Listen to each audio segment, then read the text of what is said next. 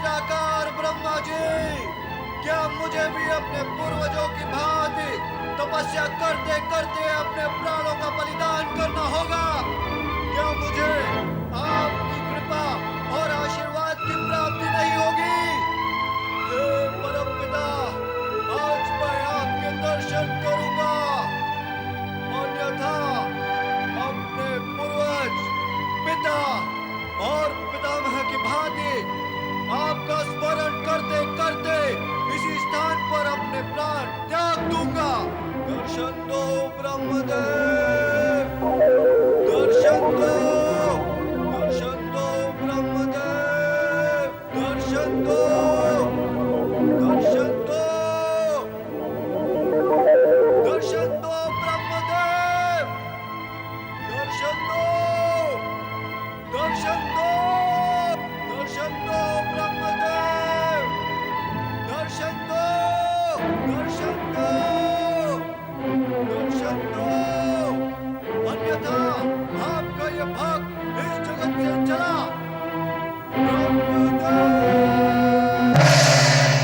भगीरथ,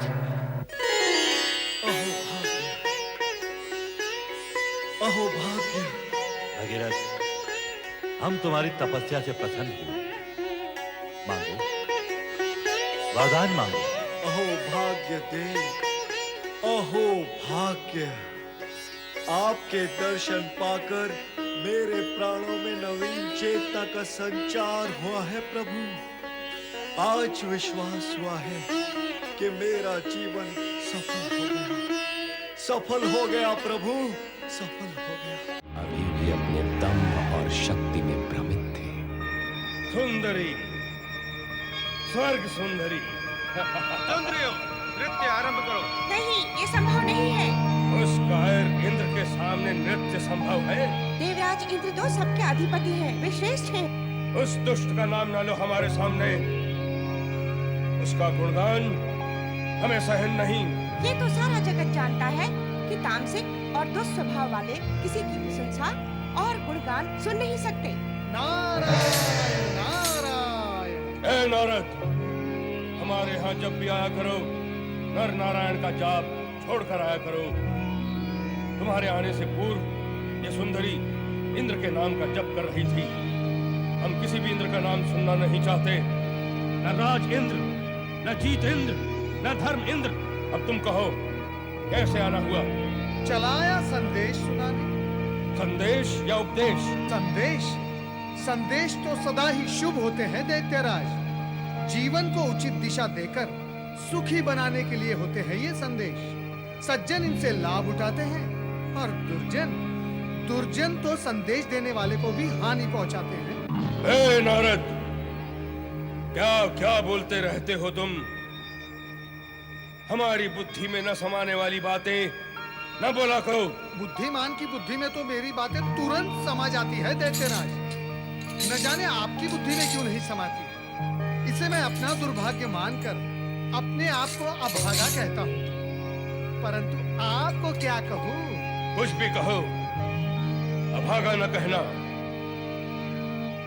पर तुम तो कोई संदेश कहना चाहते थे। संदेश कहूँ या उपदेश, यदि आप उसे सुनकर मान लेंगे तो आपका हित ही होगा। हित अहित का विचार मानव करते हैं, दानव नहीं। तुम कहो, क्या कहना चाहते हो? तो सुनो दैत्यराज, संदेश और उपदेश की सीमा से बाहर आकर मैं तुम्हें चेतावनी देते हुए सावधान करता हूं। यदि समय रहते आपने अपने अत्याचारों का चक्र थाम नहीं लिया तो आप और आपके वंश का विनाश होने में अधिक समय नहीं लगेगा। ए नारद, मेरे सामने खड़े होकर मेरे वंश के विनाश की बात करता है? तू मेरा विनाश चाहता है? नारायण नारायण, मेरे अथवा अन्य किसी के भी चाहने से आपका अथवा किसी के भी वंश का विनाश संभव नहीं दैत्यराज। सत्य तो यह है कि कुकर्मों के फल का नाम ही विनाश है। अब आपने जो कुकर्मों के बीज बोए हैं उसके फल तो आप ही को खाने होंगे। नारद! स्वर ऊंचा कर देने से सत्य नीचा नहीं हो जाता दैत्यराज। इस बात की आप गांठ बांध लो। सत्य तो यह है कि निर्दोष और धर्मपरायण प्राणियों पर किए गए अत्याचार से जो दुर्भावना और श्राप की आंधी उठेगी, उसमें आपका सब कुछ स्वाहा हो जाएगा। मेरे स्वाहा की कामना करने वाले, मैं तुझे ही स्वाहा कर दूंगा। कहाँ गया वो नारायण वाला? जाओ, पृथ्वीवासियों के घरों को आग लगा दो, मार डालो सबको, और तब तक मारते रहो जब तक वो नारायण को न भूल जाए। जाओ, स्वर्गाधिपति तारकासुर की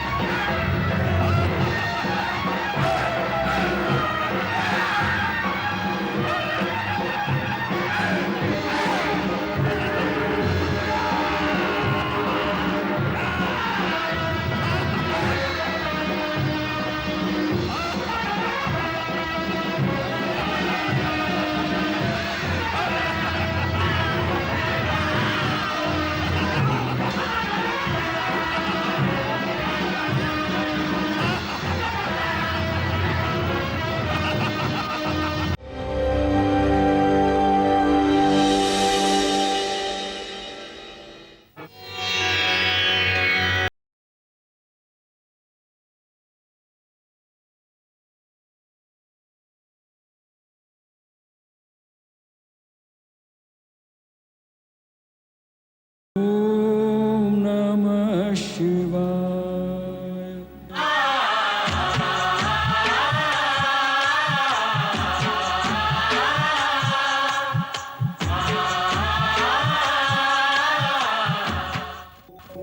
मैं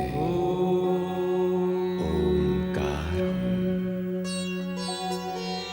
प्राण के ज्ञान, दृष्टि, भेद, अनुभव के आधार पर कहीं साकार हूँ तो कहीं निराकार हूँ।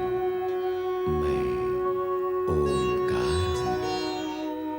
भगवान शिव जब राजा मानधाता के पास जाकर वरदान मांगने के लिए कहते हैं तो वे कुछ नहीं मांगते। इस पर शिव प्रसन्न होकर नर्मदा नदी को शिवतीर्थ का नाम देते हैं।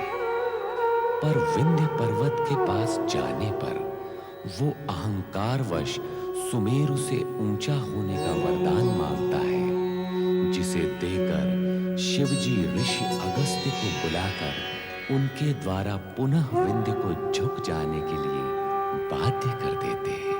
आकाश में भ्रमण करते हुए देवर्षि नारद की दृष्टि अकस्मात विंध्याचल पर पड़ती है, जो अगस्त्य ऋषि के आदेशानुसार उनकी प्रतीक्षा में अभी भी झुके हुए हैं।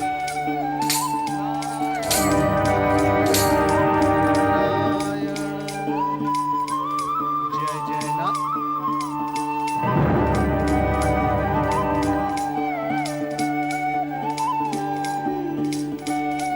चलो नारद, कल्याण मार्ग पर आगे बढ़ो।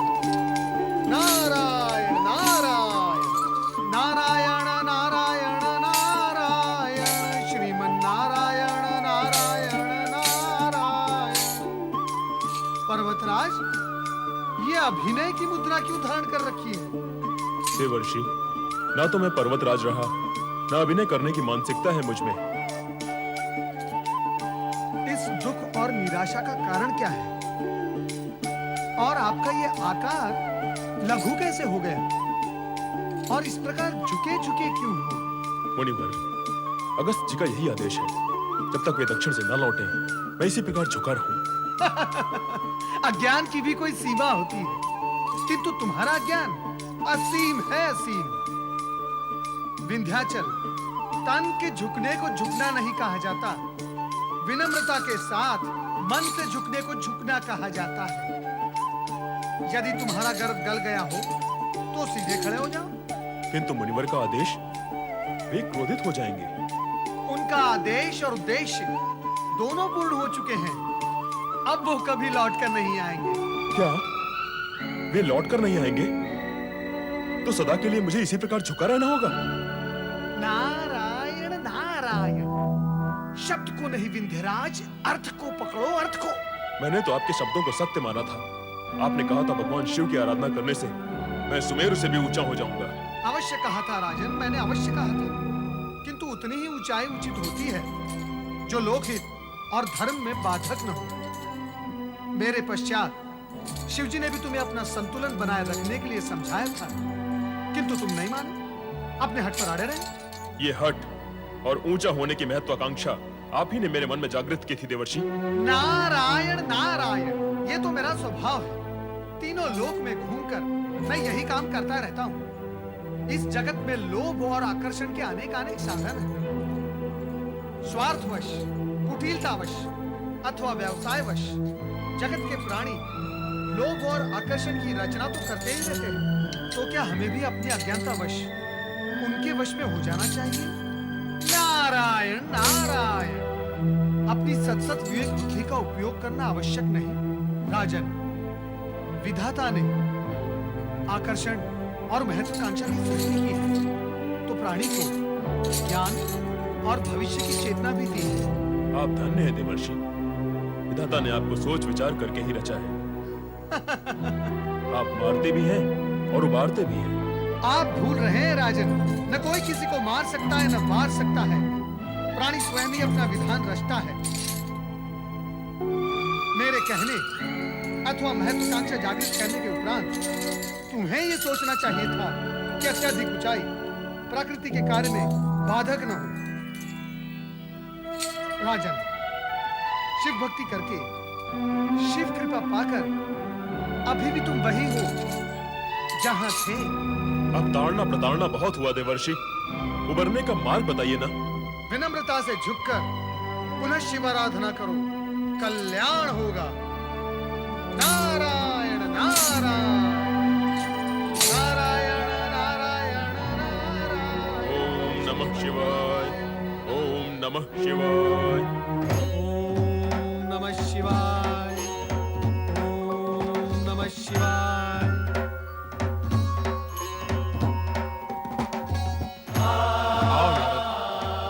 कहाँ रचा कर आए हो अपनी लीला? लीला रचाने के लिए नारद का नाम तो व्यर्थ ही घसीटा जाता है भोलेश्वर। सत्य तो यह है कि लीला रचाते आप हैं, मैं तो उसका मात्र प्रचार करता हूँ। नारायण नारायण। किंतु विंध्याचल को पुनः तपस्या में लीन करने की लीला तो तुम्हारी थी ना नारद? इससे पूर्व उसे झुकाने का आयोजन भी तो आप ही का था भोलेश्वर। नारायण नारायण। वो आवश्यक था। उसका उद्धार करना भी तो आपके लिए आवश्यक था प्रभु। मैं तो केवल भूमिका बनाकर आया हूँ। नारायण नारायण। सो तो करना ही होगा। नारायण नारायण नारायण नारायण। ओम नमः शिवाय, ओम नमः शिवाय, ओम नमः शिवाय, ओम नमः शिवाय, ओम नमः शिवाय, ओम नमः शिवाय, ओम नमः शिवाय, ओम नमः शिवाय। आंखें खोलो विंध्याचल। नमः शिवाय। प्रभु, भगवान, अपने इस अज्ञानी भक्त को क्षमा करना प्रभु। मेरे प्रकट होने से क्षमादान तो हो गया, किंतु तुम सिर झुकाए क्यों खड़े हो?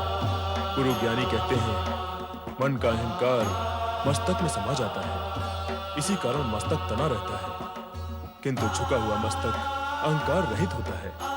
अज्ञानवश अथवा अहंकारवश मुझसे जो भूल हुई उसका प्रायश्चित करना चाहता हूँ भगवान। प्राणी यदि ये मान लेता है कि उससे कोई भूल हुई है तो यही उसका प्रायश्चित है। प्रायश्चित के पश्चात अब तुम वरदान के अधिकारी हो। कहो विंध्याचल, तुम्हारी क्या कामना है? आप तो सदा शिव हैं, सदा कल्याण करने वाले। मैं भी आपका भक्त, लोक कल्याण की इच्छा रखता हूँ भगवान। इसीलिए तो मैं तुमसे प्रसन्न हूं। मांगो, क्या मांगना है? यदि आप मुझसे प्रसन्न हैं तो मेरे आंचल में नर्मदा तट पर सदा सदा के लिए ज्योति स्वरूप में विराजमान हो जाइए, ताकि जिस प्रकार मेरे मन का ज्ञान रूपी अंधकार दूर हो सका है, उसी प्रकार आपके ज्योति स्वरूप और ज्योतिर्लिंग से जगत के प्राणियों के मन का अंधकार दूर हो सके। आपके विराट नाम के साथ आपके भक्त का लघु नाम भी जुड़ जाए, ये वरदान दे भगवान। तथास्तु। तुम्हारे आंचल में नर्मदा नदी के तट पर ज्योतिर्लिंग के रूप में मैं ओमकारेश्वर के नाम से स्थित रहूंगा। तुम्हारी भांति भक्ति करने वाले शिव भक्त राजा मानधाता के साथ साथ तुम्हारा नाम भी ओमकारेश्वर तथा अमलेश्वर ज्योतिर्लिंगों के साथ सदा सदा के लिए जुड़ा रहेगा।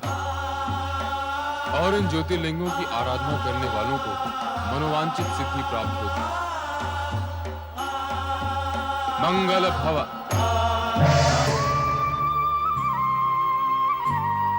ओम नमः शिवाय।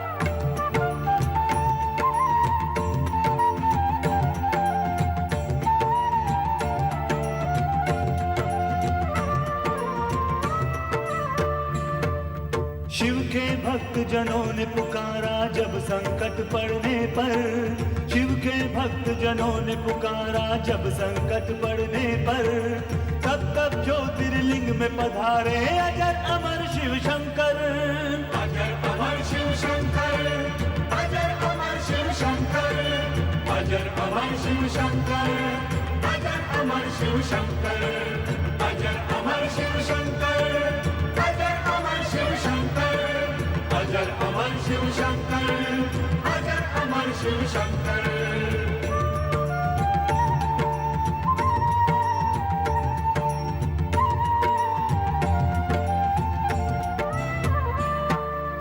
एक समय विंध्याचल पर्वत शिव की शरण में आया, साक्षात ओंकार जहाँ थे शिवलिंग वहीं बनाया। करने लगा वो शिव का पूजन तदनंतर दिन रहना। शिव शंकर जब प्रकट हुए तब खोले अपने नैना। एक ओंकार लिंग तभी दो भागों में विभक्त हुआ, शिव ज्योति परमेश्वर संज्ञा ओंकारेश्वर नाम पड़ा। ओंकार परमेश्वर ज्योतिर्लिंग के जो दर्शन पाता, मोक्ष है मिलता माँ के गर्भ में वो फिर से नहीं आता। ओंकार शिव की जय हो, ओंकार शिव की जय हो, ओंकार शिव की जय हो, ओंकार शिव की जय हो, ओंकार शिव की जय हो, ओंकार शिव की जय हो, ओंकार शिव की जय हो, ओंकार शिव की जय हो। पंचाक्षरी मंत्र ओम नमः शिवाय के जाप और ओम के नाद मात्र से प्राणी अहंकार, क्रोध, मद, लोभ से मुक्त होकर परमात्मा की प्राप्ति कर लेता है।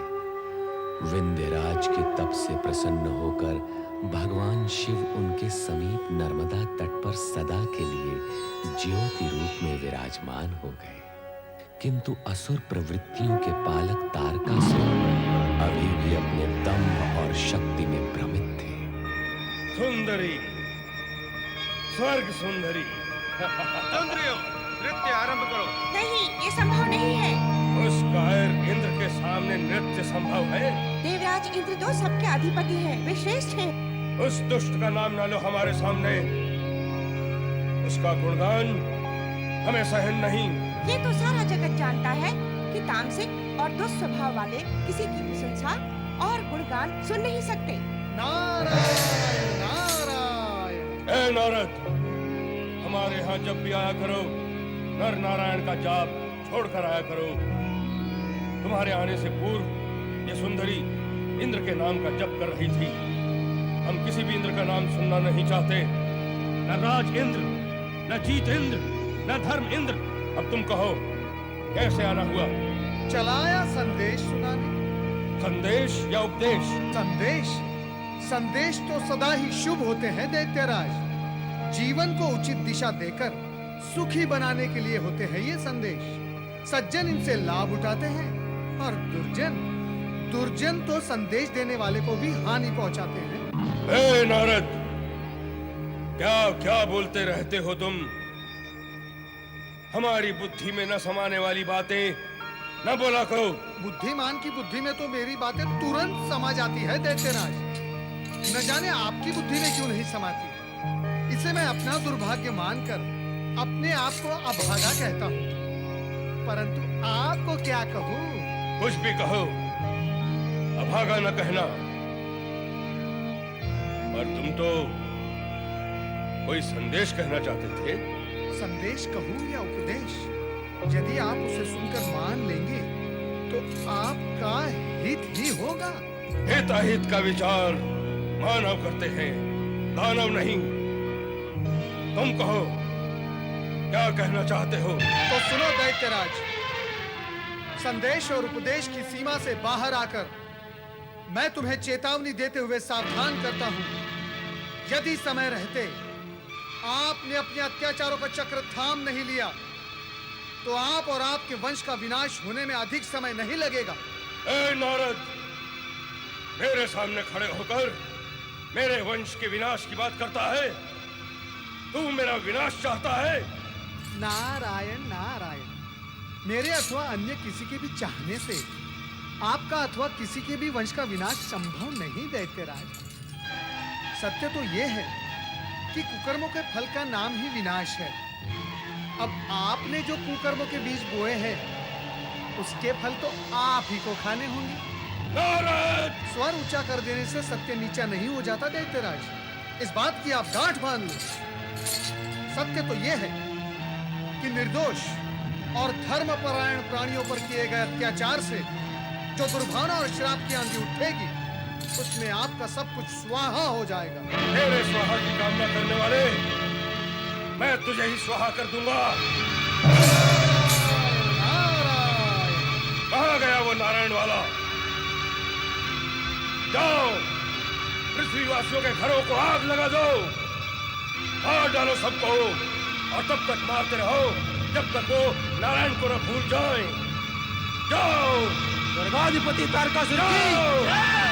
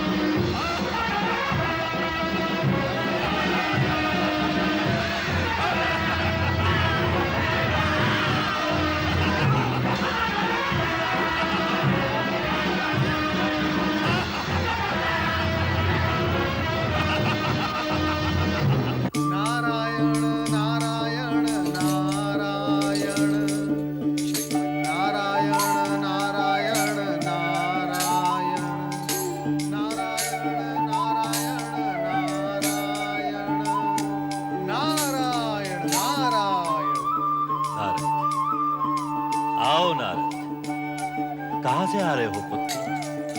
परमपिता, मैं कहां से आ रहा हूं ये बताने से पहले मैं ये कहना चाहूंगा कि मैं यहाँ क्यों आया हूँ। बहुत ही असंतुष्ट और खिन्न लगते हो। उसका भी एक कारण है और उस कारण के मूल में आप हैं। तुम्हारे असंतोष और खिन्नता का कारण मैं?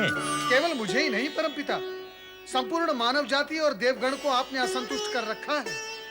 मुझ पर अपनी लीला क्यों चला रहे हो नारद? स्पष्ट कहो, क्या कहना चाहते हो? मैं आपसे केवल इतना ही कहना चाहता हूं परमपिता कि आप बिना विचारे कुपात्रों और राक्षसों को बड़े बड़े वरदान दे देते हैं, जिससे ये राक्षस उद्दंड होकर वरदान की शक्ति का अनुचित लाभ उठाते हैं, देवों और मानवों पर अत्याचार करते हैं, न्याय नीति, दया धर्म, करुणा सत्कर्म, इन सबके तो अर्थ ही निकाल देते हैं।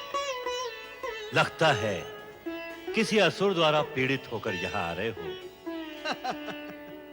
परमपिता, आप स्पष्ट क्यों नहीं कहते कि आप ही के वरदान से उन्मत्त हुए उस असुर से पीड़ित होकर आ रहा हूं मैं, और उस असुर का नाम है तारकासुर।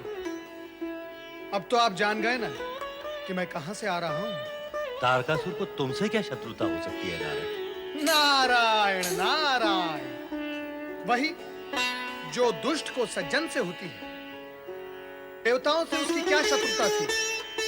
क्यों उसने देवराज इंद्र को स्वर्ग से भगाया? क्यों वो देवताओं के पीछे लगा हुआ है? क्यों वो पृथ्वीवासियों पर अकारण अत्याचार करता है?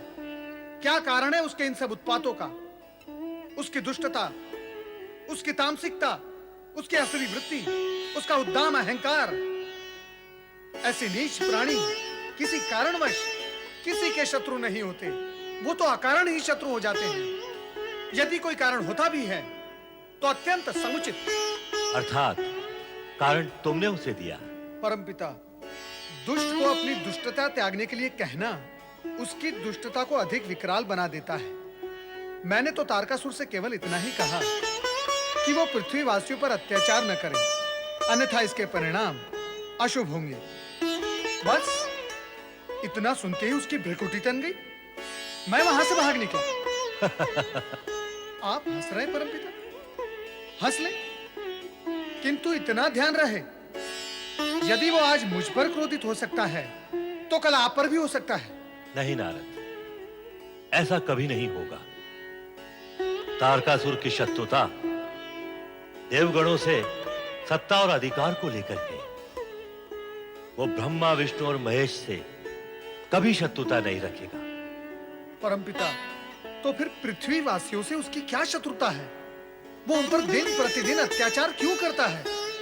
ये उसका उन्माद है। नहीं परमपिता, आपके वरदान से उत्पन्न अधिकार और सत्ता का उन्माद है ये। ना आप उसे वरदान देते, ना इस उन्माद का जन्म होता।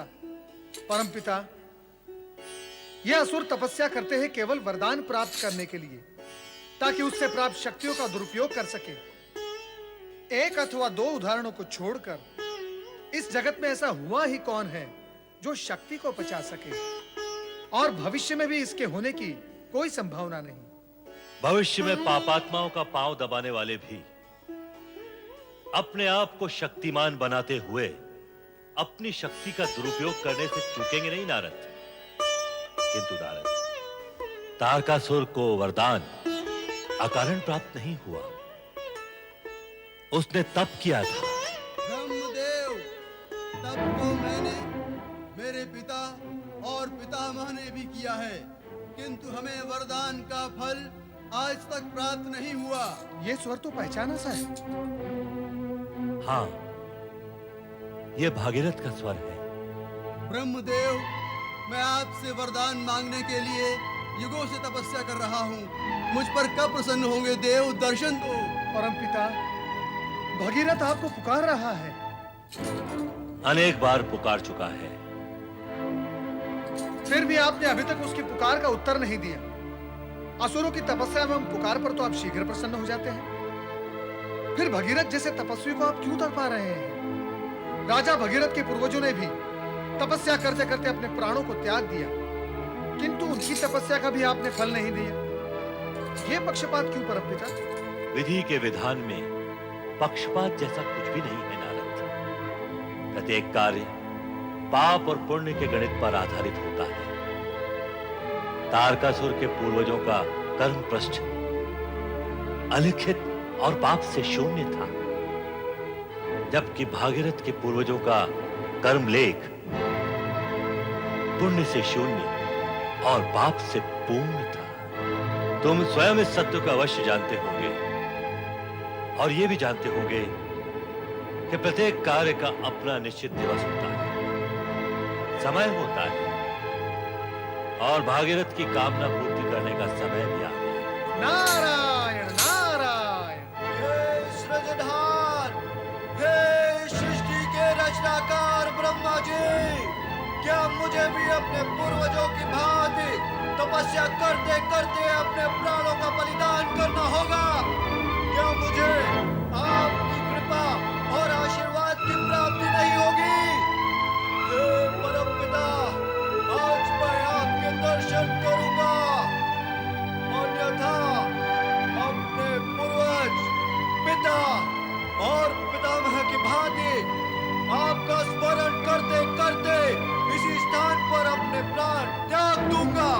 दर्शन दो ब्रह्मदेव, दर्शन दो, दर्शन दो ब्रह्मदेव, दर्शन दो, दर्शन दो, दर्शन दो ब्रह्मदेव, दर्शन दो, दर्शन दो, दर्शन दो ब्रह्मदेव, दर्शन दो, दर्शन दो, दर्शन दो, अन्यथा आपका ये भक्त इस जगत से चला।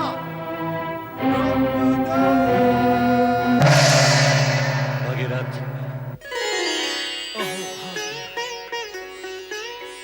अहो भाग्य, भगीरथ, हम तुम्हारी तपस्या से प्रसन्न हुए। मांगो, वरदान मांगो। अहो भाग्य देव, अहो भाग्य, आपके दर्शन पाकर मेरे प्राणों में नवीन चेतना का संचार हुआ है प्रभु। आज विश्वास हुआ है कि मेरा जीवन सफल हो गया, सफल हो गया प्रभु, सफल हो गया। तुम्हारा तप सफल हुआ, किंतु ब्रह्मदेव, मेरे पितामह अंशुमन और मेरे पिता राजा दिलीप की तपस्या आपने सफल और सार्थक क्यों नहीं की प्रभु? उनका क्या दोष था, क्या अपराध था कि ना तो आपके दर्शन मिले और ना ही आपका वरदान प्राप्त हुआ प्रभु? उनकी तपस्या व्यर्थ क्यों गई प्रभु? ये तुम्हारा भ्रम है राजा भगीरथ। तपस्या कभी भी किसी की व्यर्थ नहीं जाती। ना तो अतीत में ऐसा हुआ है और ना भविष्य में कभी ऐसा होगा। तुम्हारे पिता और पितामह ने जो तपस्या की है वो व्यर्थ नहीं जाएगी। तो वो आपके दर्शन और आपके वरदान से वंचित क्यों रह गए भगवान? भगीरथ, यदि तीर्थ स्थल दूर हो और यात्रा लंबी हो तो उसे पूर्ण करने में समय लगता है। ठीक उसी भांति जैसे कि पाप की गठरी बड़ी और भारी हो तो उसे खोलने और बिखेरने में समय लगता है। मेरा अभिप्राय समझ रहे हो ना भगीरथ? नहीं ब्रह्मदेव, मैं कुछ समझा नहीं। प्रयत्न करो। ज्ञान और समझ से प्राणी सत्य के समीप पहुंचता है, और सत्य यह है कि पूर्वजों के सत्कर्मों का पुण्य और दुष्कर्मों का पाप उनकी संतान को प्राप्त होता है। तुम्हारे पिता और उनके पितामह के पूर्वजों ने जो दुष्कर्म किए उसका दुष्परिणाम तुम्हारे पिता और पितामह को भुगतना पड़ा और उनकी तपस्या सफल नहीं हुई। कारण कि उनकी तपस्या से प्राप्त पुण्य पूर्वजों के दुष्कर्मों का प्रभाव मिटाने में ही व्यय हो गया। किंतु भगीरथ, तुम्हारे पिता राजा दिलीप तथा पितामह राजा अंशुमान के पवित्र अंश का कुछ अंश तुम्हें प्राप्त हुआ है। इस हेतु उनकी तपस्या का सुफल अब तुम्हें प्राप्त होगा। ब्रह्मदेव, क्या ऐसा भी होता है? पूर्वज और पिता के पुण्य और पाप का फल संतान को प्राप्त होता है? ऐसा ही होता है भगीरथ। यह प्रकृति का अटूट नियम है और तुम्हारे वंश में घटी घटनाएं इस अटूट नियम का प्रत्यक्ष प्रमाण है। जो व्यक्ति इस अटूट नियम से परिचित होता है वो कभी दुष्कर्म नहीं करता। कारण कि उसे ज्ञात होता है कि उसके दुष्कर्म उसके संतान के प्राणों पर भारी होंगे। किंतु जिन्हें इन नियमों का ज्ञान नहीं होता है, वे दुष्कर्म करके अपनी संतान के भविष्य को स्वयं ही कष्टों के अंधकार में धकेल देते हैं। तुम्हारी ये तपस्या इस सत्य को जगत के सामने उदाहरण बनाकर रहेगी, और तुम्हारी तपस्या का पुण्य युग युगों तक तुम्हारी संतान को प्राप्त होगा। तो ब्रह्मदेव, प्रकृति का यह अटूट नियम क्या युगों तक चलता रहता है? निश्चित रूप से चलता है भगीरथ, प्रलय तक तथा प्रलय के पश्चात, उसके पश्चात के प्रलय तक। किंतु भगीरथ, आने वाले कलयुग में प्राणी इस नियम पर विश्वास न करते हुए अपने कुकर्मों में लिप्त होकर अपनी संतान के भविष्य को कष्ट में डाल देंगे। संतान को जो असाध्य कष्ट होंगे, वे उसका कारण ढूंढते रहेंगे, किंतु उसका निदान नहीं पा सकेंगे, और इस परिणाम पर भी कभी नहीं पहुंच सकेंगे कि संतान को जो कष्ट मिले हैं, उनका कारण उनके स्वयं के पाप कर्म हैं। जो प्राणी इस सत्य और नियम का ज्ञान और ध्यान रखते हुए सत्कर्म करेगा, उसकी संतान भी सुख और समृद्धि से पूर्ण होगी। अब मुझे अपने पूर्वजों के उद्धार निमित्त क्या करना होगा भगवान? क्या करना होगा? गंगा के पृथ्वी पर अवतरित होने से तुम्हारे पूर्वजों का उद्धार अवश्य होगा, किंतु एक बाधा है। अब और कैसी बाधा शेष है परमपिता? अब तो बाधाओं की गति पर विराम लगाए भगवान। तुम्हारे कर्म के प्रतिफल अथवा मेरी ओर से कोई बाधा नहीं है। यह एक भिन्न प्रकार का गतिरोध है भगीरथ। कैसा गतिरोध? स्पष्ट करे ब्रह्मदेव। तुम अपने उन पूर्वजों का उद्धार करने के इच्छुक हो जो कपिल मुनि के श्राप से भस्म होकर राख का ढेर बन गए थे। तुमने, तुम्हारे पिता ने और तुम्हारे पितामह ने मेरा तप किया। तुम तीनों ने ही मेरा तप करके मुझे प्रसन्न करने की चेष्टा की, पर तुम्हारे पूर्वजों का उद्धार तो गंगा के पवित्र जल से होगा। तो क्या अब मुझे माँ गंगा की आराधना करनी होगी? उत्तम तो यही होगा। ये भी उत्तम ही है ब्रह्मदेव। आप जगत के सृजनहार हैं। माँ गंगा स्वर्ग में वास करती है। सभी देव देवियां आपसे संबद्ध और आप ही में समाविष्ट हैं। आपके सम्मुख नथ, ये मस्तक माँ गंगा की आराधना में भी नथ ही है। स्वीकार करे भगवान, मैं तो कोई अंतर या भेद नहीं समझ रहा परमपिता। भेद न होते हुए भी इतना स्पष्ट समझ लो भगीरथ कि गंगा श्री हरि विष्णु के चरणों में वास करती है। अतः इस विषय में श्री हरि विष्णु की आज्ञा आवश्यक है। उसके पश्चात मूल बाधा है गंगा के पृथ्वी पर अवतरण की। उसे इस पृथ्वी पर केवल भगवान शिव शंकर ही अपनी जटाओं में धारण कर सकते हैं। अतः तुम्हें सर्वप्रथम इस कार्य के लिए शिव शंकर को मनाना होगा। अवश्य मनाऊंगा ब्रह्मदेव।